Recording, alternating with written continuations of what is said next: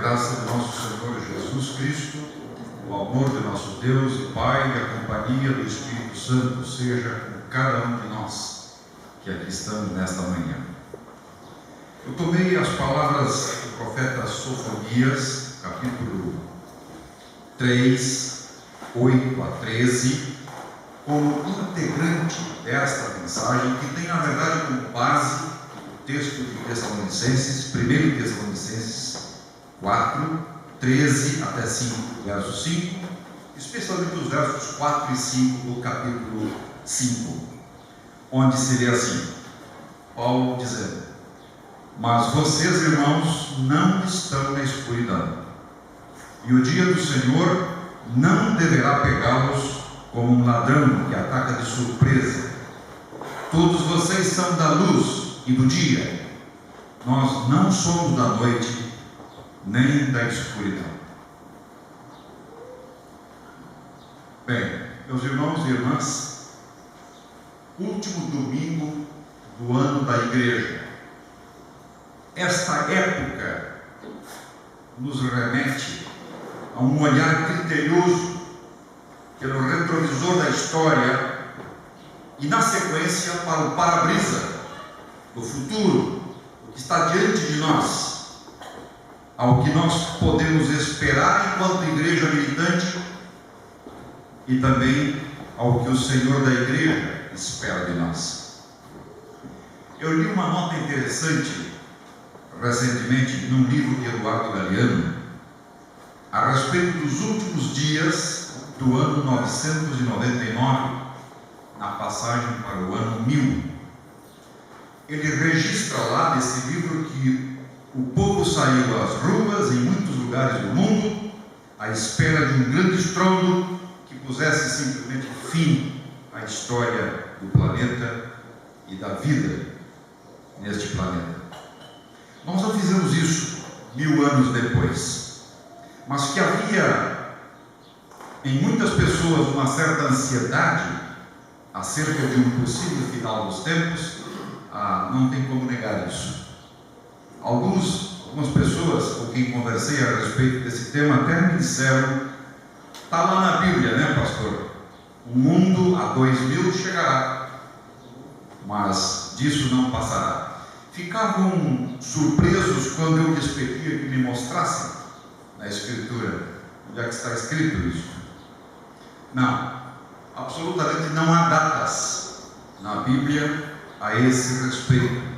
Cristo foi muito categórico ao dizer a respeito daquele dia, daquela hora, ninguém sabe.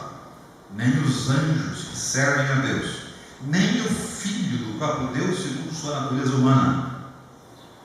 Portanto, não compete a vocês especularem sobre datas.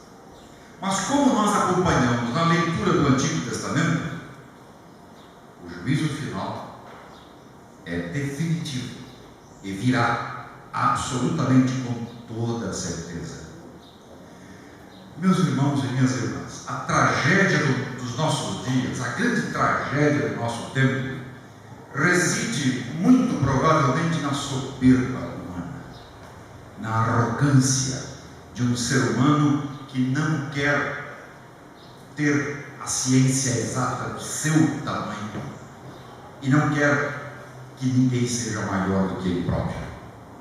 Reconhecer que existe um ser superior que a tudo criou, que a tudo governa, que a tudo regulamentou, não cabe na mente do homem natural. Por isso, repito, a tragédia do nosso tempo é a soberba humana, que considera tanto Deus quanto o diabo como personagens folclóricos ou culturais. Um exemplo muito bom disso que nós temos nos nossos dias é nessa campanha reiterada da RBS a propósito da educação, e que utiliza os boizinhos da cara preta, a mula sem cabeça, a bruxa malvada e o diabo, como se o diabo fizesse parte do mesmo time. Ou seja, essa ameaça constante da qual nós nos livramos pela fé em Cristo e com a qual nós nos alegramos diariamente, modo muito especial nos domingos, na casa do Senhor, isso fica por conta de pessoas menores, pessoas de baixa cultura, pessoas que não estão antenadas com os grandes conhecimentos e as grandes sabedorias do nosso tempo. Vejam bem como a coisa anda. No dia 15 de novembro, há 9 dias atrás, portanto, uma famosa loja de departamentos na Califórnia, nos Estados Unidos, colocou pela primeira vez a Bíblia Sagrada à venda na seção de ficção. Compreenderam? E a reação que provocou isso em todo mundo vai desde a revolta dos cristãos à zombaria dos não cristãos. Eu ontem tive acesso a isso e olhei um pouquinho no Facebook os comentários de brasileiros a respeito dessa notícia. É impressionante quanta ironia, quanta zombaria. E as pessoas chegam a dizer assim: pois é, todos os animais que a ciência até hoje não conhece, inclusive aqueles que vivem lá na mais profundeza dos oceanos, todos eles foram nomeados por Adão, né? E depois não querem que a gente não coloque esse livro na seção de ficção. E todos os bichos, por acaso cabem naqueles metros cúbicos, naqueles metros quadrados da Arca de Noé? Ora, meus irmãos, eu poderia ficar falando muito sobre isso, mas eu vou apenas dizer o seguinte: Jesus uma vez disse uma palavra que ela é chave para a compreensão de toda a vivência cristã ou da vivência não cristã. Ele diz que de assuntos espirituais só é capaz de compreender quem foi tocado pelo Espírito, quem foi espiritualizado. Se eu não fui convertido à fé cristã, se eu não creio, se a fé não é um depósito que Deus fez em mim, se não há fé em mim, não posso entender as coisas que têm de ligação direta com a fé. Agora, vejam como que também as coisas mudam no campo da ciência. Há poucas décadas, as ciências dos homens davam gargalhadas, se riam das mensagens apocalípticas das igrejas cristãs, que por essa época do ano pregam e ensinam a respeito da finitude da vida, finitude do planeta, do universo e do retorno glorioso do Senhor Jesus Cristo. Conforme nós vimos nos textos de hoje já não é mais bem assim. Há várias teorias que apontam para uma finitude e um recomeço do planeta. Sabe-se, por exemplo, que um único asteroide, desviado de seu curso, chocando-se contra a Terra, poderia afinhar tudo em questão de minutos, dependendo do tamanho, em questão de segundos. Ou, como disse Jesus, um abrir e fechar de olhos. Há 2 anos, numa terça-feira, por volta das 21 horas, horário de Brasília, um asteroide do tamanho de 400 estádios de futebol, como os do gigante da Beira-Rio, passou a apenas 325 mil quilômetros da Terra. Isso representa menos que a distância da Terra à Lua. É a menor distância de um asteroide desse tamanho em relação à Terra de que se tem registro nos últimos 200 anos. Bem, se nós lermos com atenção o livro do profeta Sofonias, nós vamos perceber que esse tema é absolutamente recorrente ali. Tal como fizera o profeta Amós, Sofonias registra algumas pistas deixadas por Deus acerca do grande dia do Senhor, o dia do último tribunal, que para nós não é dia de último tribunal, é dia de festa, é dia de casamento, é dia que todos nós estaremos jubilosos, porque o Senhor virá arrebatar a sua igreja. No capítulo 1, versos 2 e 3, se lê assim, lá de Sofonias: o Senhor Deus diz: vou acabar com tudo que existe na terra, isto é, as pessoas, os animais, as aves, os peixes, e vou castigar os maus, acabarei completamente com os seres humanos. Quem conhece um pouco mais de Bíblia, sabe que Deus já havia feito isso uma vez, lá atrás, no dilúvio. Mas lá, ele deixou uma família para a semente, a família de Noé. Através de Sofonias, no entanto, ele avisa: desta vez, acabarei completamente com os seres humanos. O livro de Sofonias, meus irmãos, é um livro pesado, bastante pesado. Tem só 3 capítulos, mas eles ardem como fogo. E o objetivo é este mesmo. Seu público-alvo é um povo orgulhoso, cheio de maldades e todo tipo de corrupção, gente do nariz empinado, que não está nem aí com a palavra do Senhor.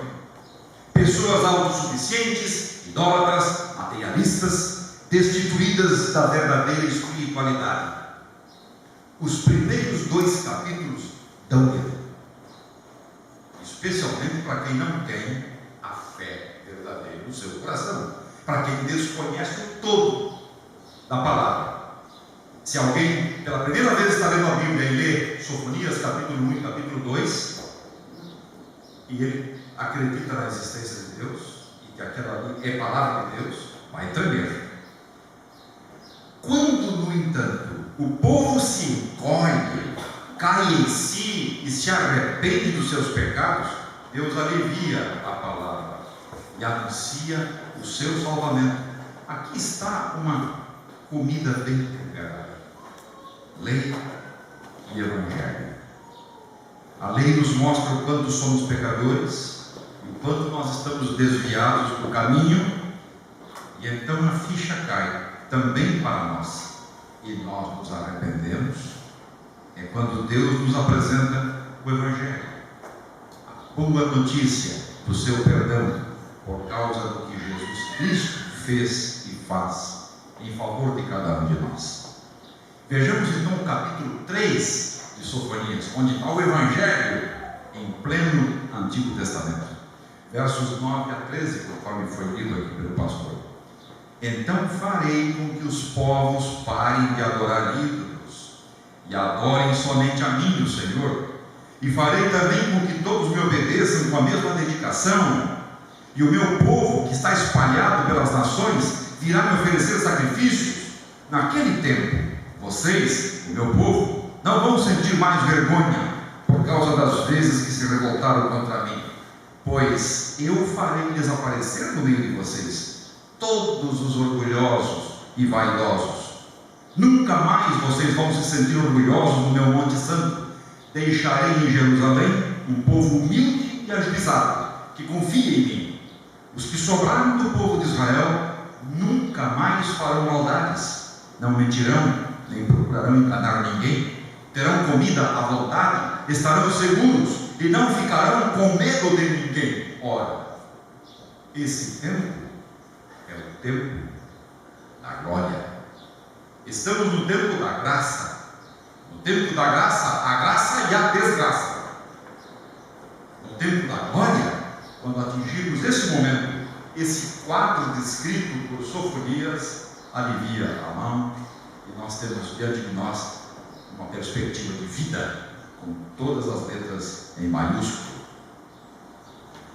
Meus estimados, cerca de 600 anos depois dessas palavras reveladas por Deus nas Sofonias, o próprio Deus, na pessoa de Jesus, se faz presente no mundo, feito carne, ossos e sangue, e dá uma aula maravilhosa acerca do dom da palavra que alimenta a fé. Ele faz isso na história dos 3 empregados, por exemplo, que tipifica todos nós nos evangelhos. Um recebeu 500 moedas, lembram? De ouro, do ouro da palavra que alimenta a fé. Trata-se de um capital divino. Esse sujeito trabalhou duro com esse capital, estudou, aprendeu, testemunhou e ganhou outras 500 moedas, que pode muito bem significar aqui, em outras palavras, o sujeito espalhou a palavra para mais de 500 pessoas. Ele não ficou com ela retida para si, ele a espalhou, ele fez o investimento. O que havia recebido 200, fez a mesma coisa, mas um dos grandes objetivos do mestre nesse contexto aqui é o terceiro caso. Aquele que recebeu 100 moedas de ouro e com desculpas travestidas de lisonjas, escondeu, enterrou, se omitiu, não cultivou, não aplicou. Resultado, foi chamado de omisso, de infiel pelo Senhor da vida, e perdeu tudo que tinha, inclusive o bem mais precioso, a própria vida. O Cristo crucificado, que ouvimos na leitura do Evangelho, e ressuscitado, tema mais frequente na teologia de Paulo, é o único portal que nos abre a perspectiva de vida e vida plena, vida eterna. Fora de Cristo não existe salvação. Por isso, mais tarde, Paulo vai repercutir esse tema com a igreja de Tessalônica, ao assegurar-lhe que os seus membros conhecem a verdadeira palavra de Deus, que os tira da escuridão, da ignorância e da apatia e os coloca à plena luz do dia, conforme vimos e ouvimos. Mas vocês, irmãos, não estão na escuridão, e o dia do Senhor não deverá pegá-los como um ladrão que ataca de surpresa. Todos vocês são da luz e do dia. Nós não somos da noite, nem da escuridão. Essas palavras se aplicam também para nós. E aqui, ao concluir esta mensagem, quero, na verdade, lançar neste último domingo do ano da igreja uma perspectiva maior, superior para o novo ano da igreja, que vem vindo aí a partir do domingo que vem. Na quinta-feira também estamos celebrando o Dia Nacional de Ação de Graças. Queremos também, nesse momento, dar graças ao nosso Deus por tudo que Ele nos deu e nos fez ser proprietários, sobretudo da palavra que alimenta a fé. Essas palavras todas que ouvimos aqui se aplicam não apenas ao tempo de Sofonias, nem ao tempo dos Tessalonicenses, mas ao tempo dos concordianos, ao tempo de cada um de nós. Se somos da luz e do dia, e somos, se não temos comunhão com a escuridão da ignorância espiritual, e não temos, que diria o Senhor a nosso respeito hoje, quanto às 500 moedas, ou às 200, ou às 100, que Ele tem confiado de forma variada a cada um de nós? Que importância temos dado à palavra para a nossa própria vida eterna e para a vida eterna daqueles com os quais nós convivemos, nos relacionamos, ou até mesmo daqueles que nós nem fazemos ideia de quem sejam, mas que por nossos recursos e nossos meios, esse Evangelho que tocou um dia a nossa vida e nos transformou, pode transformar as deles. Estamos fazendo como aquele que pegou as 500 moedas e transformou em 1000? Ou aquele que pegou 200 e transformou em 400? Ou estamos consumindo o Evangelho comodamente, para consumo próprio, enterrando na areia aquilo que na verdade é a capital do Senhor e que Ele quer multiplicar e que Ele quer espalhar para que outras pessoas venham a encher esses bancos e aqueles que hoje não conhecem o Senhor possam vir a conhecê-los. Eu recomendo que hoje, antes do final do dia, vocês tomem de novo a carta de Paulo, primeira carta aos Tessalonicenses. Leiam o capítulo 1 e vejam como o apóstolo Paulo, que muitas vezes foi duro e crítico com algumas das suas congregações, como ele tece elogios fabulosos à congregação de Tessalônica. Os cristãos tessalonicenses, convertidos à fé cristã, constituem, na visão de Paulo, uma espécie de modelo para a igreja. Por isso, só poderia terminar esta mensagem nesta manhã, neste dia memorável, último domingo do ano da igreja, dizendo assim: irmãos cristãos, irmãs cristãs, concordemos, imitemos, na medida do possível, das forças que Deus nos dá, imitemos os nossos irmãos tessalonicenses. Deus nos ajude. Amém.